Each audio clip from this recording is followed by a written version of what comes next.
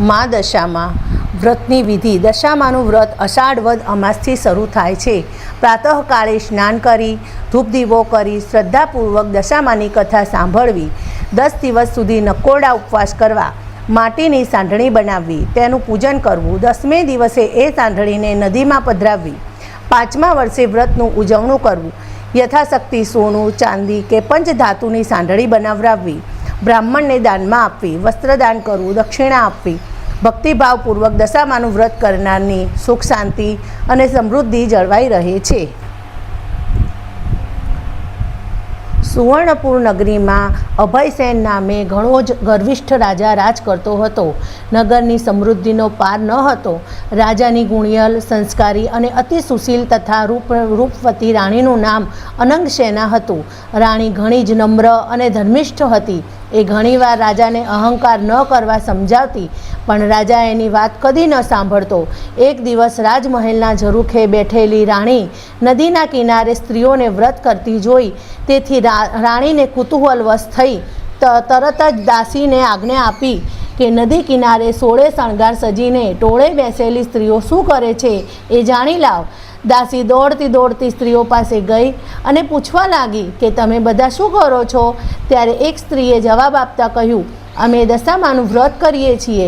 આ વ્રતની વિધિ એવી છે કે સૂતરના 10 તાર લઈ 10 ગાંઠ વાળવી, ગાંઠે ગાંઠે કંકુના ચાંદલા કરવા. ત્યારબાદ સ્ત્રીએ વ્રત ક્યારે કરવું અને કેવી રીતે કરવું વગેરે જણાવ્યું. દાસીએ મહેલમાં આવીને રાણીને બધી વાત કરી. ધાર્મિક સ્વભાવની રાણીને પણ આ વ્રત કરવાની ઈચ્છા થઈ. મનથી આ વ્રત કરવું એ નક્કી કર્યું. એણે રાજાને આ વાત જણાવી તો અહંકારી રાજાને ના પાડી દીધી અને કહ્યું, આ વ્રત તો ગરીબ ગુરખા માટે છે. તારે તો ઘણી સાહેબી છે, ધન દોલત, નોકર ચાકર, બાગ બગીચા, રાજપાટ બધું છે, માટે આ વ્રત કરવાનું જ છોડી દે. રાજાના અભિમાન ભર્યા વચન સાંભળીને રાણીનું દિલ દુભાયું અને એ જાણતી હતી કે ગમે તેવી સમજાવટ કરવા છતાં અભિમાની રાજા એકનો બે થવાનો નથી. રાજાએ અહંકાર, ગર્વ અને અભિમાનમાં ચકચૂર થઈને દશામાના વ્રતનું અપમાન કર્યું. તેથી દશામાના ક્રોધનો પાર ન રહ્યો. માએ રાજાના સપનામાં આવીને કહ્યું એક જ શબ્દ, પડું છું. બીજા જ દિવસે પડોશી રાજા લાવ લશ્કર લઈને ચડી આવ્યો. આવા અણધાર્યા હુમલાથી રાજા અભયસિંહ ગભરાયો. જીવ બચાવવા માટે રાણી અને બંને કુંવરોને લઈને જંગલના રસ્તે ભાગ્યો. રાણી અનંગસેના આ મનમાં સમજે છે કે પોતાના પતિએ કરેલા દશામાના વ્રતના અપમાનથી જ આ દશા પ્રાપ્ત થઈ છે. ઘોર જંગલમાં રાજા રાણી ઉઘાડા પગે ચાલ્યા જાય છે. પગમાં કાંટા કાંકરા ભોકાય છે. દુઃખ અને થાકનો પાર નથી. કુંવર તો ત્રસ્યા થયા. એટલામાં એક વાવ આવી. રાજા પાણી લેવા માટે વાવમાં ઉતર્યો તો દશામાએ અદૃશ્ય રહીને બંને કુંવરોને ખેંચી લીધા. કુંવરોને અદૃશ્ય થઈ ગયેલા જાણી રાણી વિલાપ કરવા લાગી. રાજા પણ મનમાં સમજી ગયો કે નક્કી આ દશામાનો કોપ છે. એ રાણીને આશ્વાસન આપતા સમજાવે છે કે જેણે આપ્યા એણે લઈ લીધા, હવે એ જ આપશે. રુદન કરતી રાણીને સમજાવતો રાજા આગળ ચાલ્યો. થાકના લીધે બંનેના પગ ઘસડાય છે. પગમાં વેઢાના કાંટા ભોકાઈ ગયા છે. તેથી પીડાનો પાર નથી. રસ્તામાં એક વાડી આવી. રાજાએ થયું કે હાસ, બે ઘડી વિસામો તો મળશે. પણ રાજાએ વાડીમાં જેવા પગ મૂક્યા તો ખીલેલા ફૂલો કરમાઈ ગયા. વાડીનો માળી વિચાર કરવા લાગ્યો કે નક્કી આ માણસ પાપી પગલાનો છે. તેથી જ માળી લાકડી લઈને રાજા રાણીને મારવા દોડ્યો. રાજા રાણી માંડ બચીને ભાગ્યા. જીવનથી હતાશ થઈ ગયેલા ભિખારી જેવી હાલતમાં બંને એક નગરમાં આવ્યા. એ નગર રાજાની બહેનનું હતું. રાજાને આશા હતી કે બહેન જરૂર આશરો આપશે. એણે પાદરેથી પોતાની બહેનને સંદેશો મોકલ્યો કે તેનો ભાઈ આવ્યો છે. બહેન પોતાના ભાઈની સોનાની ગાગરમાં સુખડી મોકલાવી અને સાથે સોનાની સાંકળ મૂકી. પણ સોનાની ગાગર પિત્તળની બની ગઈ અને સુખડ ઈંટના કાંકરા બની ગઈ અને સોનાની સાંકળને બદલે ફૂંફાડા મારતો કાળો નાગ નીકળ્યો. રાજા વિચાર કરે છે કે મારી સગી બહેને પણ મને મારી નાખવા આવું ન કરે. નક્કી આ દશામાના કોપને કારણે જ થયું છે. આવો વિચાર કરી રાજાએ ગાગર ત્યાં જ દાટી દીધી અને રાણીને લઈને આગળ ચાલી નીકળ્યો. ચાલતા ચાલતા એક નદી આવી. નદીના કાંઠે ચીભડાના વાડા છે. રાજા બે હાથ જોડીને વાડાના માલિકને કરગરવા લાગ્યો કે ભાઈ, 7 દિવસના ભૂખ્યા છીએ, દયા કરીને એક ચીભડું આપ. ખેડૂતને દયા કરીને એક ચીભડું આપ્યું. રાજાએ નક્કી કર્યું કે આગળ જઈને થોડો વિશ્રામ કર્યા પછી ચીભડું ખાવું અને ભૂખ સમાવવી. પૂર્વે બન્યું એવું કે ગામના રાજાનો કુંવર 2 દિવસ પહેલાં રિસાઈને ભાગી ગયો હતો. સિપાહીઓ કુંવરની શોધમાં નીકળ્યા હતા. દશામાના કોપના કારણે રાજાના હાથમાં જે ચીબડું હતું એ કુંવરનું માથું બની ગયું.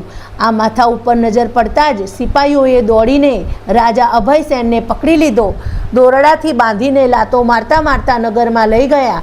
નગરના રાજા બધી વાત કરી. રાજાએ પોતાના કુંવરની હત્યા કરવા બદલ અભયસેનને કાળકોટડીનો હુકમ આપી બંદીખાનામાં નાખી દીધો. રાજા વગર વાંકે કેદ થયો. તેથી રાણી અનંગસેના પર દુઃખનો પહાડ તૂટી પડ્યો. એ રોજ જંગલમાં જતી, લાકડાનો ભારો લઈ આવતી. એ વેચીને જે પૈસા મળે એમાંથી પેટનો ખાડો પૂરતી. આમ દિવસો પસાર થવા લાગ્યા. અષાઢ મહિનો આવ્યો. અનંગસેનાએ અષાઢની અમાસે એટલે કે દિવાસાના દિવસે દશામાનું વ્રત શરૂ કર્યું. દશામાના વ્રતના 10 દિવસ નકોરડા ઉપવાસ કર્યા અને માની ભક્તિ કરી. રાણી અનંગસેનાની અપાર ભક્તિ જોઈ દશામાનો કોપ શમી ગયો. માએ રાણીને આશીર્વાદ આપતા કહ્યું કે કાલે તારો પતિ તને પાછો મળશે. એ જ રાત્રે દશામાએ નગરના રાજાને સ્વપ્નમાં જઈ આદેશ આપ્યો કે તે નિર્દોષ માણસને કેદમાં પૂર્યો છે. તારો કુંવર તો એના મોસાળમાં લીલા લહેર કરે છે, સવારે પાછો આવી જશે. સવાર પડતા જ દશામાની કૃપાથી કુંવર પાછો આવી ગયો. રાજાએ જાતે જઈને અભયસેનને બંદીખાનામાંથી મુક્ત કરી ક્ષમા માંગી. એટલું જ નહીં, ખૂબ ધન પણ આપ્યું. રાજા રાણી રથમાં બેસીને સુવર્ણપુર આવવા નીકળ્યા. રસ્તામાં બહેનનું નગર આવ્યું. રાજાની પેલી ગાગર સોનાની બની ગઈ હતી. ગાગરમાં સોનાની સાંકળ અને સુખડી હતી. એટલામાં બહેન પણ આવી. આગ્રહ કરીને ભાઈ ભાભીને ઘરે લઈ ગઈ. 2 દિવસ રોકાઈને રાજા રાણી આગળ ચાલ્યા. રસ્તામાં વાવ આવી. જોયું તો વાવના કાંઠે દશામાં વૃદ્ધ ડોશીનું રૂપ ધારણ કરીને ઊભા છે. બંને કુંવરો એમની આંગળી પકડીને ઊભા છે.